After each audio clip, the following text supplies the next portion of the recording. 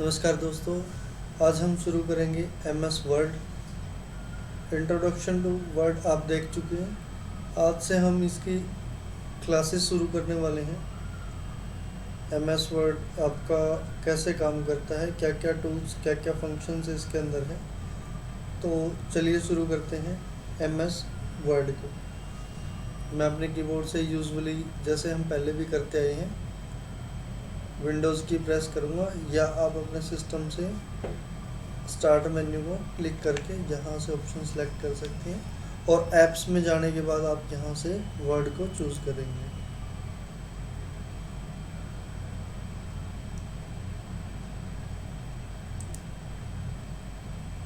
जैसे ही आप स्टार्ट करेंगे आपके सामने ऐसा इंटरफेस आएगा और इस इंटरफेस का मतलब ये है कि आपको यहाँ पे एक न्यू डॉक्यूमेंट क्रिएट करने का भी ऑप्शन मिलेगा, जिसको आप ब्लैंक डॉक्यूमेंट बोलते हैं। और यहाँ पे आपको बहुत सारे टेम्पलेट मिलेंगे। अगर आपको और टेम्पलेट चाहिए तो आप यहाँ से जाके मोर टेम्पलेट पे जाके वो क्लिक कर सकते हैं। यहाँ पे आपको वो फाइल्स मिलेंगी जो आपने रिसेंटली या तो क्रिएट किए हैं या ओपन करी हैं। न्यू में आप नया डॉक्यूमेंट क्रिएट कर सकते हो। होम पे जाओगे तो ये आपको सिंपल इंटरफेस जो अभी दिख रहा है वही आएगा। न्यू पे आपको नया डॉक्यूमेंट क्रिएट करने का ऑप्शन मिलेगा।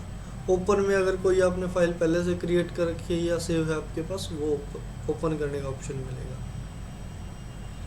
अभी मैं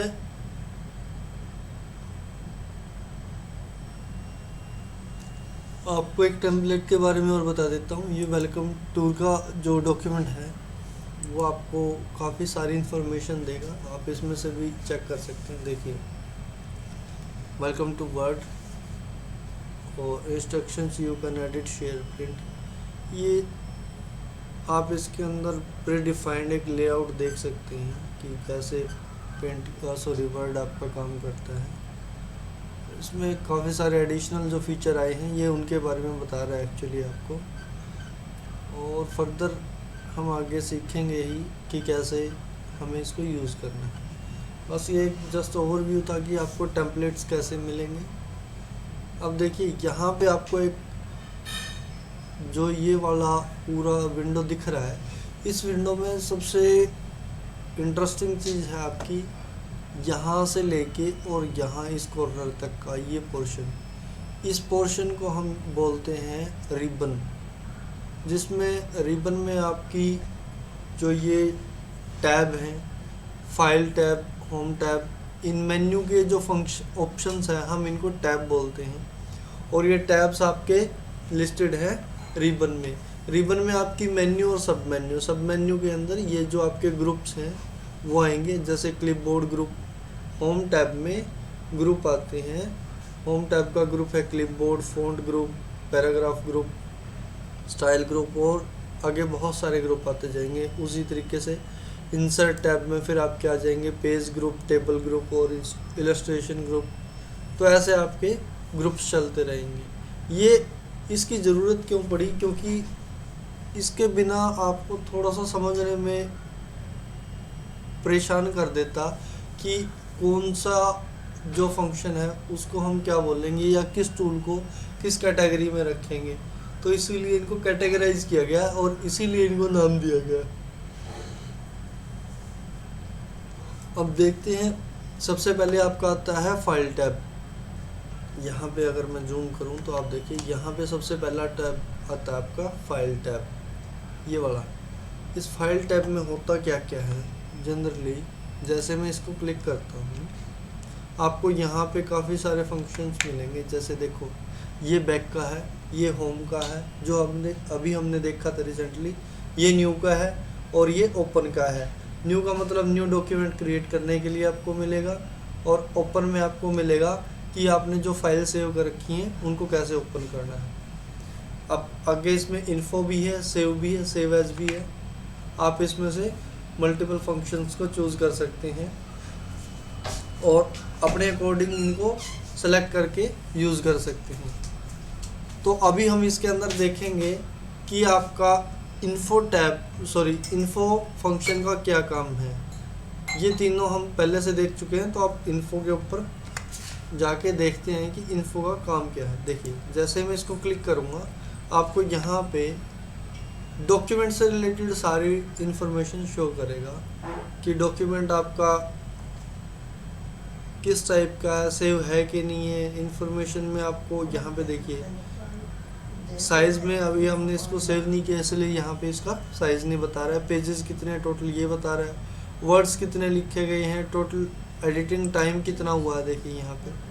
अगर आपको डॉक्यूमेंट का टाइटल ऐड करना है तो आप ऐड कर सकते हैं, टैग ऐड करने हैं या कोई कमेंट ऐड करना तो आप यहाँ से कर सकते हैं। यहाँ पे ये डेट वगैरह है ये आप इजीली देख सकते हैं, और यहाँ पे आपको वो इन्फॉर्मेशन दिखाएगा जिस अकाउंट से आपने इसको लॉगिन कर रखा है। यहाँ पे अगर आपको डॉक्यूमेंट को प्रोटेक्ट करना है, इट मीन्स आप रेस्ट्रिक्ट करना चाहते हैं कि इसको बिना आपकी परमिशन के कोई एडिट ना कर पाए, या उसके ऊपर आप कोई पासवर्ड लगाना चाहते हैं कि बिना पासवर्ड के आप यहाँ आपका डॉक्यूमेंट कोई ना खोल पाए, तो वो सारी चीज़ें यहाँ से कर सकते हैं। जैसे एनक्रिप्ट विद पासवर्ड में आप जो भी पासवर्ड देंगे उस पासवर्ड के बिना आपका डॉक्यूमेंट नहीं खुलेगा।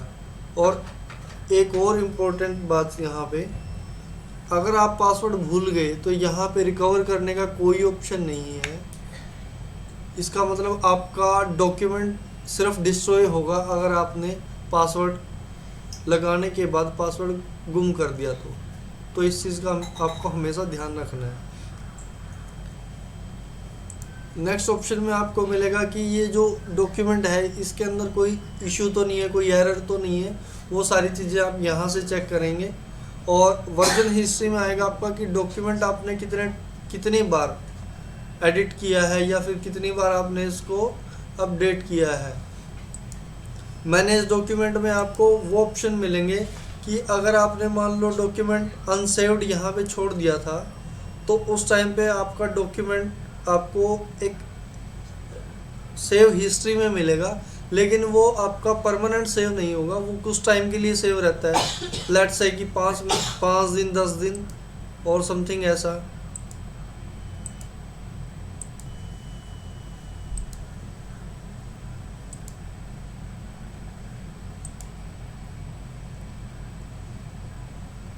अगला ऑप्शन आपके पास आता है सेव का।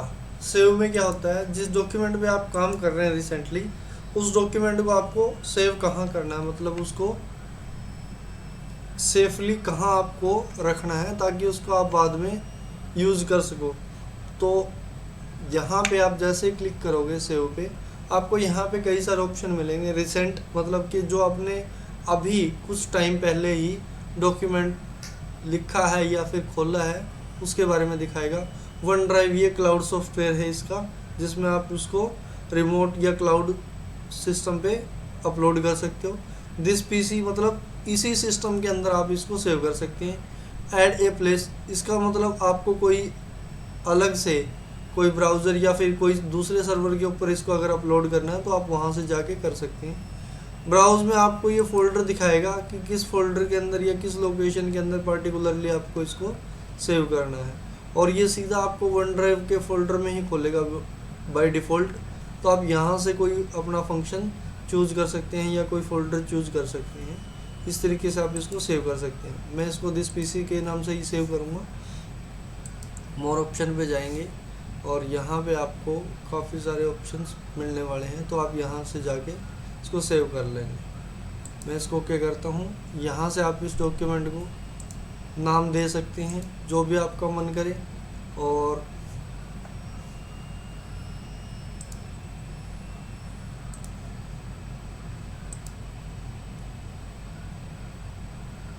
यहाँ से आप देखिए सेव ए कॉपी में आपके पास कई सारे ऑप्शन आएंगे। सेव ए कॉपी का मतलब है क्योंकि आपने ये डॉक्यूमेंट अभी क्लाउड स्टोरेज में सेव किया है, तो अगर आप इसको दोबारा सेव करने जाएंगे तो ये आपको वापस से सेव ए कॉपी का ऑप्शन दिखाएगा। ठीक है, और सेव करने का शॉर्टकट है कंट्रोल एस। कंट्रोल एस से आप इसको सेव कर सकते हैं। दूसरा, आपको यहाँ पे एक्सटेंशन मिलेंगे कि कौन सा डॉक्यूमेंट टाइप आपको सेलेक्ट करना है। बाय डिफ़ॉल्ट आपका जो वर्ड का एक्सटेंशन रहेगा .docx रहेगा। आप यहाँ पे देख सकते हैं .docx लिख के आपका डिफ़ॉल्ट एक्सटेंशन आ रहा है। और ये इम्पोर्टेंट चीज़ है, जब आप एग्ज़ाम दोगे तो आपसे ये क्वेश्चंस पूछे जाएंगे। यहाँ पे आपको एक चीज़ दिख रही होगी, टेम्पलेट्स और माइक्रो इनेबल्ड टेम्पलेट्स, इनमें डिफरेंस क्या है। देखिए, टेम्पलेट बेसिकली ऐसे फाइल को बोला जाता है जिसको आप बार बार यूज़ कर सकते हैं, लेकिन जब भी आप उसको सेव करेंगे वो हर बार एक नई फाइल की तरह सेव होगा। सिमिलरली मैक्रो इनेबल्ड टेम्पलेट वो होते हैं, अगर आपने कोई प्रोसेस रिकॉर्ड करके उसको यूज़ कर रखा है और आपको उस प्रोसेस के साथ कोई डॉक्यूमेंट सेव करना है, तो आप मैक्रो इनेबल्ड टेम्पलेट में या फिर मैक्रो इनेबल्ड डॉक्यूमेंट में जाके उसको सेव करोगे। यहाँ से आप PDF में भी सेव कर सकते हैं इसको, और ये बहुत सारे एक्सटेंशन हैं जिनमें आप इसको सेव कर सकते हैं। यहाँ से आप फाइल नेम देंगे और सेव थंबनेल करेंगे तो आपको इसका एक छोटा सा प्रीव्यू भी दिख जाएगा, और जैसे आप सेव करेंगे तो आपके फोल्डर में सेव हो जाएगा। अब आपको यहाँ पे पहले एक ऑप्शन दिख रहा था सेव एज का। सेव एज का काम क्या है, देखिए, जब भी आप किसी डॉक्यूमेंट के ऊपर काम कर रहे हैं, उस डॉक्यूमेंट को अगर उसी डॉक्यूमेंट को अगर आपको सेव करना है तो आप सेव का ऑप्शन यूज़ करेंगे। आपका डॉक्यूमेंट सेम फॉर्मेट के साथ जो नई एडिटिंग है उसके साथ सेव हो जाएगा। लेकिन अगर आप चाहते हैं कि मुझे इस डॉक्यूमेंट के अंदर एडिटिंग नहीं करनी है, मुझे इसकी एक दूसरी कॉपी चाहिए या दूसरा फॉर्मेट चाहिए इसका, तब मैं सेव एज का इस्तेमाल करूँगा, डायरेक्टली उसकी एक नई कॉपी जनरेट करके उसके अंदर एडिटिंग करने के लिए। और इसके लिए आप शॉर्टकट की का इस्तेमाल कर सकते हैं। अपने सिस्टम से F12 प्रेस करेंगे आप, सॉरी कीबोर्ड से F12 प्रेस करेंगे आप। F12 जैसे ही आप प्रेस करेंगे आपके पास सेव एज का ऑप्शन खुल जाएगा। आई थिंक मेरे सिस्टम से मैं लॉग आउट हो गया हूँ, इसीलिए मेरे पास बार बार वार्निंग आ रही है। लेकिन देखिए, जैसे अभी यहाँ पे सेव एज का ऑप्शन खुलते ही यहाँ पे आपको फॉर्मेट भी पूछेगा किस फॉर्मेट में आपको सेव करना है, एंड देन आपको फाइल नेम वगैरह, लोकेशन वगैरह सेम जैसे आपने सेव में किया था वैसी फंक्शनैलिटी आपको आगे देखने को मिलेगी। अब आगे चलते हैं। यहाँ पे आपको फिर प्रिंट का ऑप्शन मिलता है। ये देखिए, ये रहा प्रिंट का ऑप्शन। अब प्रिंट के ऑप्शन में आपको क्या क्या मिलेगा, ये आपसे प्रिंटिंग प्रेफरेंस के बारे में सारे डिटेल्स पूछेगा। देखिए, यहाँ से मुझे प्रिंटर सेलेक्ट करने का ऑप्शन मिलेगा, अगर यहाँ पे है तो ठीक है, अदरवाइज़ मैं यहाँ से ऐड प्रिंटर करके नया प्रिंटर ऐड करूँगा। प्रिंट टू फाइल के ऑप्शन में आप क्या करेंगे, इसको एज ए फाइल मतलब दूसरे फॉर्मेट में आप इसको सेव करेंगे।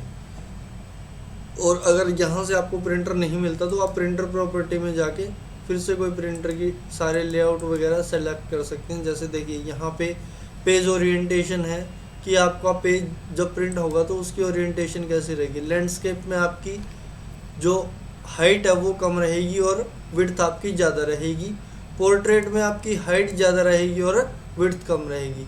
एडवांस में आप जाओगे तो आपको यहाँ पे कुछ और ऑप्शन मिलेंगे जिसमें आप पेपर साइज सेलेक्ट कर सकते हो, और कितनी कॉपी आपको प्रिंट करनी है वो आप यहाँ से सेलेक्ट कर सकते हो। और इसको ओके करोगे जब आप, तो यहाँ से ये डिफ़ॉल्ट सेटिंग्स आपकी सेव हो जाएंगी।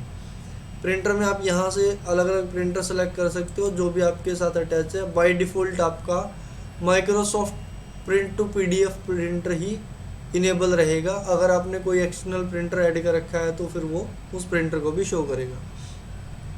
यहाँ से आपको डॉक्यूमेंट की कॉपी सेलेक्ट करनी होगी कि आप इस डॉक्यूमेंट की पर्टिकुलरली कितनी कॉपीज़ प्रिंट करना चाहते हैं। और यहाँ से सेटिंग्स में आने के बाद आपको पता चलेगा कि टोटल आपको पेज कितने प्रिंट करने हैं। देखिए, प्रिंट ऑल पेजेस में अगर आप जाओगे तो ये पूरे के पूरे डॉक्यूमेंट को प्रिंट करेगा। प्रिंट सिलेक्शन में जो आप सेलेक्ट करोगे सिर्फ वही प्रिंट होगा। प्रिंट करंट पेज में सिर्फ जिस पेज पे आपने अभी काम किया है या कर रहे हैं उसी को प्रिंट करेगा। कस्टम प्रिंट में आप रेंज सेलेक्ट कर सकते हो या फिर पेज के टाइटल वाइज आप या पेज सीरियल वाइज आप यहाँ से सेलेक्ट कर सकते हैं। डॉक्यूमेंट इन्फॉर्मेशन, सिर्फ डॉक्यूमेंट की इन्फॉर्मेशन आपको प्रिंट करनी है या फिर लिस्ट मार्कअप आपको प्रिंट करना है या उससे रिलेटेड जो स्टाइल्स हैं वो आपको प्रिंट करने हैं, तो ये आप यहाँ से कर सकते हैं। यहाँ से आप डायरेक्ट पेज नंबर भी दे सकते हैं कि किस पेज से कितने पेज तक आपको प्रिंट करना है। यहाँ एक बात आपको नोट रखनी है, अगर आपको पेज रेंज, इट मीन्स जैसे इस डॉक्यूमेंट के अंदर टोटल 8 पेज हैं और आप चाहते हैं कि 1 से लेके और 4 पेज तक ही आपके प्रिंट हो तो आप बीच में डैश दोगे, जैसे मैंने अभी दिया है। आप यहाँ पे डैश का इस्तेमाल करोगे। डैश का मतलब है आप एक कंटिन्यूटी में रेंज को प्रिंट करना चाहते हैं। वहीं अगर मैं यहाँ पे डैश की बजाय कोमा का इस्तेमाल करूँ, इट मीन्स ये डिसकंटिन्यू कर देगा। ये सिर्फ पहले और चौथे पेज को प्रिंट करेगा, बाकी किसी को प्रिंट नहीं करेगा। तो कंटिन्यूटी के लिए डैश और डिसकंटिन्यूएशन के लिए आप कोमा का इस्तेमाल करेंगे यहाँ पे। अब देखिए प्रिंट वन साइड, ये आपका तब काम आता है जब आप या तो डुप्लेक्स प्रिंटर को यूज़ कर रहे हो या तो फिर आप मैन्युअली बहुत मतलब पेपर के दोनों साइड प्रिंट करना चाहते हैं, तो ये उस टाइम आपके काम आएगा फीचर। अब तीसरा देखिए कोलेट फंक्शन का काम क्या है। कोलेट एक इम्पोर्टेंट फंक्शन है, क्योंकि अगर आप बल्क में कोई भी डॉक्यूमेंट का प्रिंटिंग कर रहे हैं तो उस टाइम पे आपको एक प्रॉब्लम फेस करनी पड़ेगी अगर आपने कोलेट फंक्शन को ऑफ कर रखा है। तो यहाँ पे देखिए जैसे ही आपने कोलेटेड के ऊपर क्लिक किया, आपको दिखा रहा है मान लो आप 3 कॉपियाँ निकालना चाहते हो इन 8 पेज के डॉक्यूमेंट की। तो अगर आप कोलेटेड रखोगे तो ये एक डॉक्यूमेंट का पूरा सेट निकाल के आपको देगा। 3 कॉपी में एक एक सेट निकाल के देगा, जैसे सीरियल वाइज इसने दिखा भी रखा है 1 2 3 के सीरियल में या 1 2 3 की सीरीज में।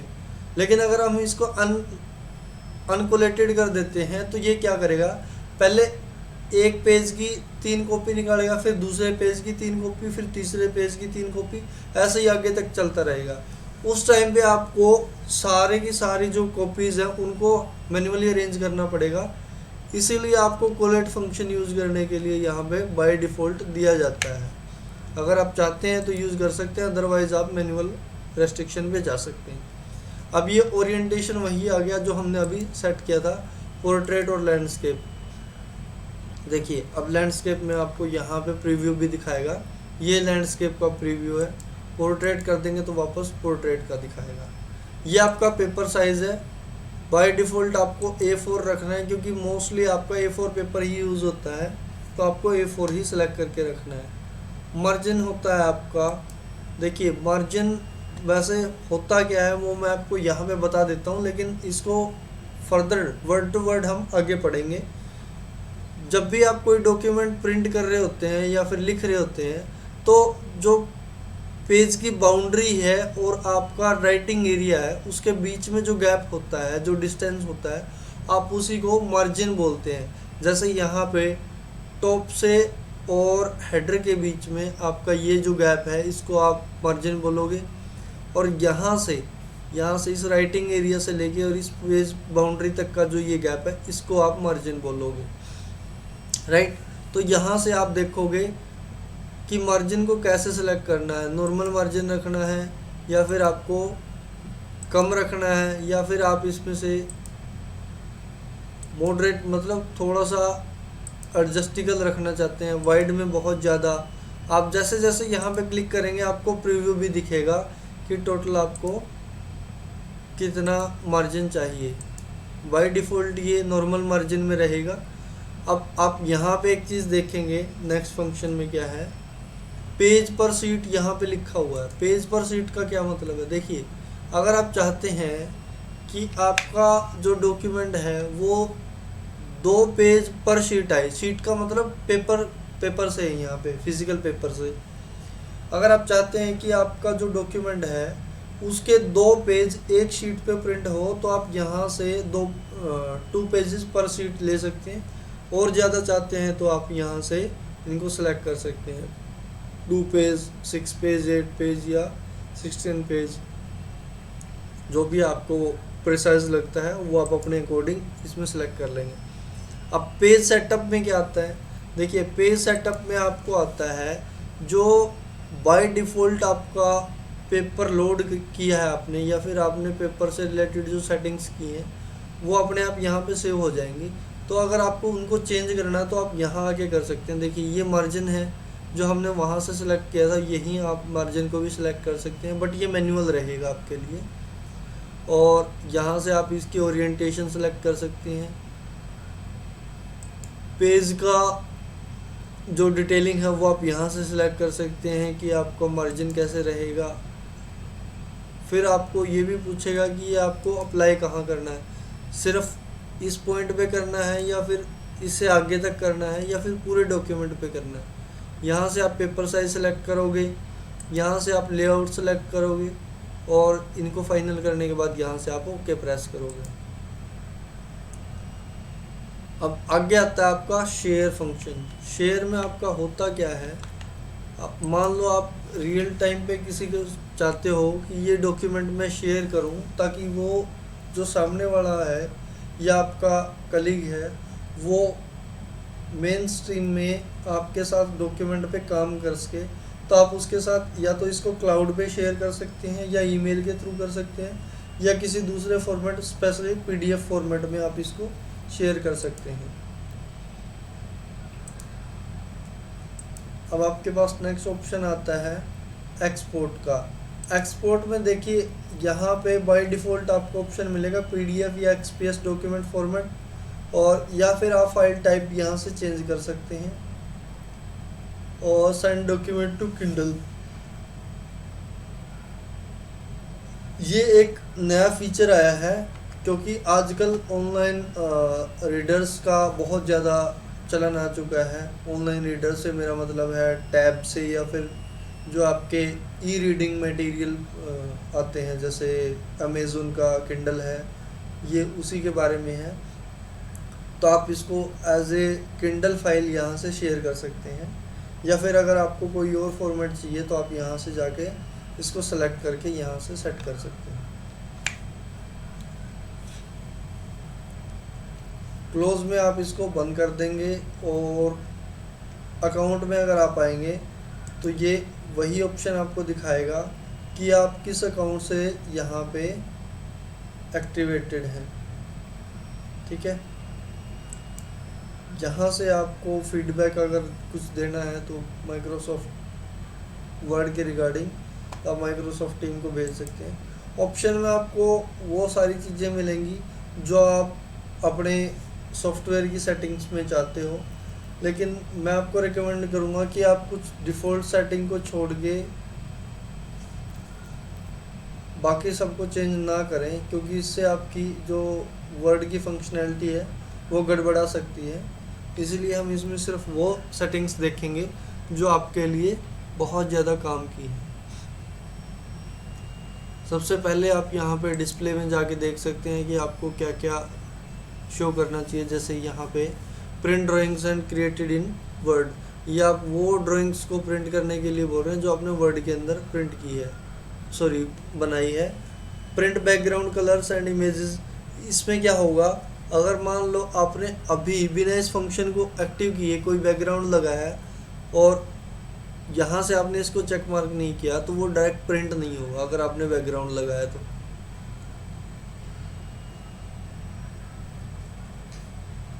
आगे आपके पास और बहुत सारे ऑप्शन हैं। प्रूफिंग में आ जाते हैं। प्रूफिंग में आपको मिलेगा, देखो यहाँ से आपको जो आपकी ग्रामर और स्पेलिंग से रिलेटेड या डिक्शनरी से रिलेटेड आपको बहुत सारे फंक्शन मिलेंगे। आप इनको बाय डिफ़ॉल्ट ऑन रहने दें जो भी इसमें है। अगर आपको इसमें कुछ ऐड करना है तो आप ऐड कर सकते हैं। सेव में आपसे ये पूछेगा कि डॉक्यूमेंट आपका कितने टाइम में सेव होना चाहिए। मैं इसको 1 कर देता हूँ ताकि ये बाय डिफ़ॉल्ट अगर मैं बाई चांस गलती से सिस्टम को ऑफ भी कर दूँ तो ये मेरा 1 मिनट के अंदर हुए काम को सेव करेगा। अब यहाँ से ये रिकवरी मतलब कि टेम्परेरी फाइल्स को सेव करने की जगह पूछ रहा है, ठीक है। और यहाँ से आपकी डिफ़ॉल्ट लोकल लोकेशन मतलब कि जहाँ इसको डॉक्यूमेंट सेव करना है ये वो लोकेशन पूछ रहा है। यहाँ से आप इसको चेंज कर सकते हैं कि आपको बाय डिफ़ॉल्ट जो लोकेशन है आपकी कहाँ देनी है। आगे ये ऑफलाइन एडिटिंग मेथड के लिए भी फिर से लोकेशन पूछता है। यहाँ से आप इसको सेलेक्ट करके सेव कर सकते हैं। फिर लैंग्वेज का ऑप्शन आता है। लैंग्वेज में आप यहाँ से इसको बाय डिफ़ॉल्ट आप यही रहने दें, match Microsoft window preferred language, क्योंकि आप जैसे ही सिस्टम की लैंग्वेज चेंज करेंगे ये वैसे ही अपने आप यहाँ पे लैंग्वेज चेंज कर देगा। अगर यहाँ पे आपने स्पेसिफिक किसी लैंग्वेज को सेट कर दिया तो सिस्टम लैंग्वेज के साथ वो चेंज नहीं होगी। इसीलिए आप इसको बाय डिफ़ॉल्ट ऐसे ही ऑन रहने दें। अगर आपको यहाँ से लैंग्वेज ऐड करनी है तो आप लैंग्वेज ऐड कर सकते हैं। आपको बहुत सारी लैंग्वेज का ऑप्शन मिलेगा यहाँ पे, या अगर आप चाहें तो किसी एक लैंग्वेज को, 2 लैंग्वेज को आप ऐड कर सकते हैं। बट मेरी प्रेफरेंस में आपको ये बाय डिफ़ॉल्ट ऑन रहने देना और किसी चीज़ को छेड़ने की आपको ज़रूरत नहीं पड़ेगी।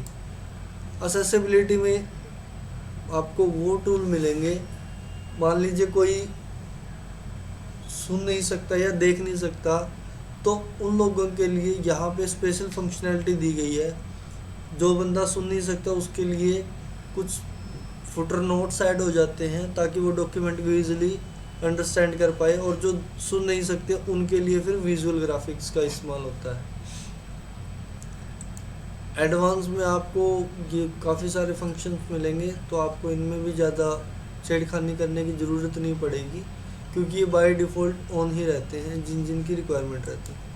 कस्टमाइज्म रिबन पे आप आएंगे तो आपको यहाँ पे जो ये आपके फंक्शंस हैं उनको चेंज करने का ऑप्शन मिलेगा। यहाँ से आप अगर कोई चाहे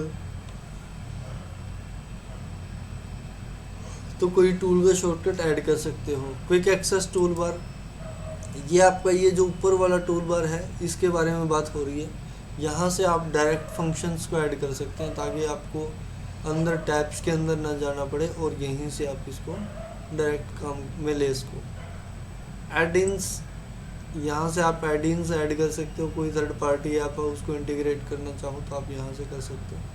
ट्रस्ट सेंटर में आओगे तो आपको यहाँ पे इम्पोर्टेंट चीज़ मिलेगी। ट्रस्ट सेंटर में आपको जाना है और आपके सिस्टम में ना मैक्रोज बंद मिलेंगे, तो आपको ये इनेबल कर लेना है ताकि आपको फ्यूचर में कोई प्रॉब्लम ना हो। यहाँ से आप वो पब्लिशर की लिस्ट सेलेक्ट कर सकते हो जो आपके सिस्टम में डिफ़ॉल्टली खुलने के लिए अवेलेबल रहे। ये आपकी लोकेशन है जहाँ से आप बाय डिफ़ॉल्ट डॉक्यूमेंट की जो सेव्ड फाइल है उसको खोल सकते हो। ट्रस्टेड डॉक्यूमेंट में आपका वो आएगा जो डॉक्यूमेंट आपने ट्रस्ट करके खोला है कि उसके अंदर कोई वायरस वगैरह नहीं है, तो ये उसके लिए बोल रहा है आपको। मैक्रोज की सेटिंग हमने बताई थी, अब इसमें और ज़्यादा कुछ छेड़ना नहीं है, तो आप इसमें से बैक जाएंगे, ओके प्रेस करेंगे और बाहर आते जाएंगे। ओके प्रेस करेंगे तो आपकी बहुत सारी सेटिंग्स यहाँ पे सेव हो चुकी है। और फीडबैक में आपको मैंने बताया था ये माइक्रोसॉफ्ट ऑफिस को जाना, ऑप्शंस हमने फर्दर स्टडी कर ही लिया। तो आज के लिए इतना ही। फाइल टैब आपका कंप्लीट हो चुका है। इससे रिलेटेड अगर आपको कोई क्वेश्चन या क्वेरी रहे तो आप मेल में या चैट बॉक्स में, या तो फिर आप नेक्स्ट डे की क्लास में आप कमेंट डाल सकते हैं। जो भी आपका आंसर रहेगा आपको अवेलेबल करवा दिया जाएगा। Thank you for watching.